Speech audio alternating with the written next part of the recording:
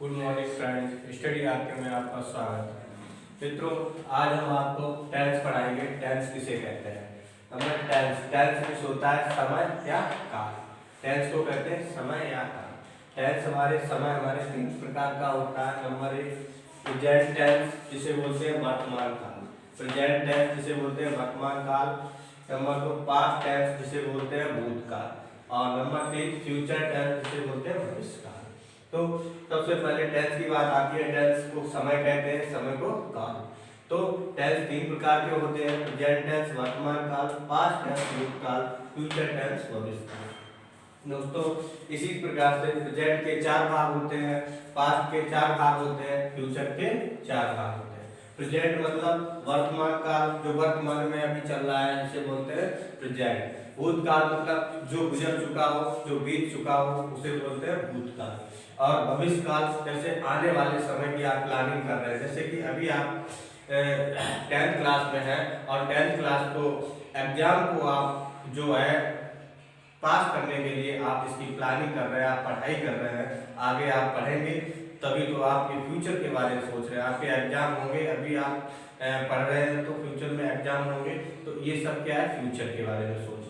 तो तीन प्रकार के टेंस हो गए: प्रेजेंट टेंस वर्तमान काल, पास्ट टेंस भूतकाल और फ्यूचर टेंस भविष्यकाल। इसी प्रकार से मित्रों देखिए, प्रेजेंट के चार भाग हुए: प्रेजेंट इंडेफिनिट टेंस, दूसरा प्रेजेंट कंटीन्यूअस टेंस, तीसरा प्रेजेंट परफेक्ट टेंस, चौथा प्रेजेंट परफेक्ट कंटीन्यूअस टेंस। तो इसी प्रकार मित्रों चार प्रेजेंट के चार भाग हुए। इसी प्रकार से मित्रों पास्ट के भी चार भाग होते हैं: past indefinite tense, past continuous tense, past perfect tense, past perfect continuous tense. इसी तरीके से फ्यूचर के भी चार भाग होते हैं: future indefinite, future continuous, future perfect tense, future perfect continuous tense. तो इसी तरीके से कुल मिला के टेंस हमारे 12 हो गए। तो प्रेजेंट के चार भेद होते हैं, पास्ट के चार भेद होते हैं, फ्यूचर के चार भेद होते हैं। मित्रों, आइए हम समझते हैं प्रेजेंट इंडेफिनिट के बारे में। प्रेजेंट इंडेफिनिट को कैसे करेंगे, कैसे इसकी पहचान करेंगे।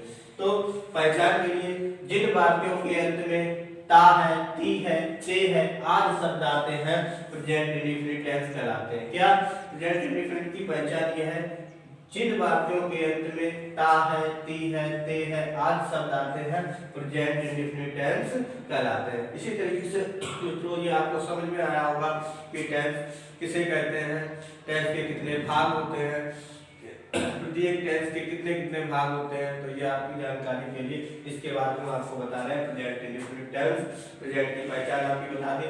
जिन वाक्यों के अंत में ता है, ती है, ते है आदि शब्द आते हैं, प्रेजेंट इंडेफिनिट टेंस कहलाते हैं। मित्रों, आगे देखने के लिए अभी मैं इसी के पार्ट को दोबारा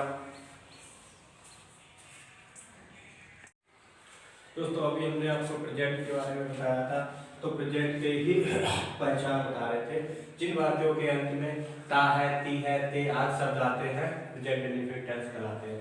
अब रूल के मुताबिक चलेंगे अफर्मेटिव में कैसे प्रेजेंट टेंस को बनाते हैं। सबसे पहले सब्जेक्ट, फिर वर्ब में फर्स्ट फॉर्म यस या यस, ऑब्जेक्ट प्लस कंप्लीमेंट लगा होता है। देखिए जैसे कि राम किताब पढ़ता है, तो राम क्या हुआ, सब्जेक्ट, किताब क्या हुआ, हमारा ऑब्जेक्ट, पढ़ना क्या हुआ, हमारा वर्ब, है क्या हुआ, हेल्पिंग वर्ब। तो इसे कर्ता, क्रिया और कर्म ये हमारी सहायक क्रिया है। ठीक है, जब इसको बनाएंगे राम किताब पढ़ता है, तो राम हमारा सिंगुलर में सब्जेक्ट के साथ यस या यस लगाते हैं। एक वचन का सब्जेक्ट होगा, उसके साथ हम यस या यस लगाते हैं। बहुवचन का सब्जेक्ट होगा नॉट यस या यस, बहुवचन के सब्जेक्ट के साथ हम यस या यस नहीं लगाते हैं। देखिए जरा सिंगुलर सब्जेक्ट कौन कौन से होते हैं: ही, सी, इट, ये क्या होते हैं, ही, सी, इट सिंगुलर सब्जेक्ट होते हैं, या किसी का नाम, NAME, या किसी का नाम। और प्लूरल सब्जेक्ट कौन से होते हैं, प्लूरल मतलब बहुवचन। प्लूरल के सब्जेक्ट होते हैं दे, भी, आई और दे, भी, आई और यू। क्या, यू बेटा, यू, ये प्लूरल के होते हैं, जिसे बहुवचन बोलते हैं। अब इनके साथ कौन कौन से सब्जेक्ट लगते हैं। देखिए राम किताब पढ़ता है, तो राम करता हो गया, उसके बाद पढ़ना की हमने रीड्स ले ली, लेकिन एक वचन का करता है इसलिए हमने इसमें यस या यस लगाया, रीड के साथ यस लगाया। ए बुक, पूरा सेंटेंस हमारा बन गया राम किताब पढ़ता है, राम रीड्स ए बुक। इसी तरीके से अगर यहाँ पे होता मैं किताब पढ़ता हूँ, मैं किताब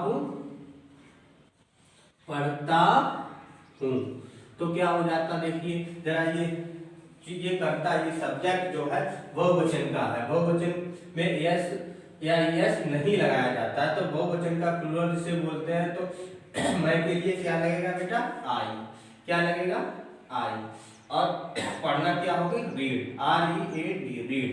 अब देखो बहुवचन के कर्ता के साथ हम यस या यस नहीं लगाते हैं, तो आई रीड ए बुक। तो इस तरीके से हमें एक वचन और बहुवचन का इस प्रेजेंट इंडेफिनिट में विशेष ध्यान देना होगा। इसी तरीके से अब नेगेटिव, रूल नंबर 2 नेगेटिव आता है हमारा। तो रूल नंबर 2 नेगेटिव में क्या होता है, सब्जेक्ट डू या does plus not object plus complement. Negative में जब भी किसी प्रेजेंट इंडेफिनिट का नेगेटिव हम बनाएंगे तो कर्ता के अनुसार डू या डज का प्रयोग करते हैं। जैसे कि वह गीत नहीं गाती है, तो वह ये क्या सिंगुलर सब्जेक्ट होगा हमारा, सिंगुलर कर्ता होगा, तो वह के लिए क्या लगाएंगे हम, ही। और गीत नहीं गाती है तो क्या है, सिंगुलर सब्जेक्ट के साथ, सिंगुलर कर्ता के साथ डज लगाते हैं, और प्लूरल कर्ता के साथ डू नॉट लगाते हैं। सिंगुलर के लिए क्या लगाते हैं, SUNGLER, सिंगुलर सब्जेक्ट के लिए नेगेटिव वाले में डज, DOES, डज नॉट साथ में लगाते हैं। अब प्लूरल के साथ PLURAL, प्लूरल सब्जेक्ट के साथ क्या लगाते हैं, प्लूरल सब्जेक्ट के साथ हम जो है डू नॉट, क्या लगाते हैं बेटा, डू नॉट। ये बात आपको समझ में आई होगी। तो वह गीत नहीं गाती है, तो he does not sing a song। अब जब नेगेटिव बनाते हैं इसमें यस या यस हट जाता है, तो सिर्फ सिंगुलर सब्जेक्ट, सिंगुलर वर्ब रहता है, तो यस या यस हट गया। इसी तरीके से देखिए मैं गीत नहीं गाता हूँ, मैं गीत नहीं गाता हूँ, तो क्या हो जाएगा, मैं के लिए आई डू नॉट, प्लूरल का करता है मतलब बहुवचन का करता है, तो क्या लग जाएगा, डू नॉट। ठीक, गीत गाना क्या हो जाएगा, सिंग, सिंग a song, Singh a song. ये आशा करता हूँ दोस्तों ये बात मेरी आपको प्रेजेंट इंडेफिनिट की समझ में आई होगी। इसमें अफर्मेटिव और नेगेटिव हमने आपको बताया है।